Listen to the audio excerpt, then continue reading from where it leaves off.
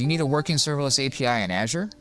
In this project, we build a fully serverless Notes API using Azure Functions Cosmos DB and a storage account, all provisioned with Terraform and deployed with a single script. Follow along and in minutes, you'll have a working API running in Azure. Let's walk through the architecture before we build. The user opens a static web page, just an HTML page served directly from an Azure storage account. The front end talks to an Azure Function app over HTTP. One Python file handles all the routes: post to create, get to list, get by ID, put to update, delete to remove. Backend stores data in Cosmos DB. Each note is a JSON document.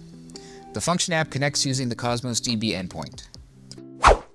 Go to the GitHub link in the video description, clone the repository, and run the check env script to verify all prerequisites. If you need help setting up Azure and Terraform, check out our Azure setup video. Once that's done, run the apply script to start the build.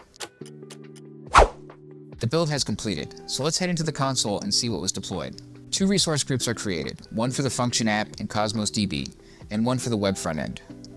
Next is the function app. This is the entire compute layer for the project. These are the routes: create, list, get, update, and delete. Next is Cosmos DB. This is the storage layer for the API. Finally, a storage account hosts a static web application. Open the URL to launch the test application. Open the web app and the browser debugger so we can watch the API calls. When the app loads, it calls the list endpoint. No notes yet. Now let's create a new note by selecting New. A post to the API is made, which returns an ID. The new note is also selected, and the API loads the content. Now let's update the note and select Save. A put call is made, and the updated data is stored in Cosmos DB. Now let's delete the note by selecting Delete. A delete call is made, and the note is removed. In this demo, we've now exercised every API endpoint. Once you've finished evaluating this project, run the destroy script to clean up all resources.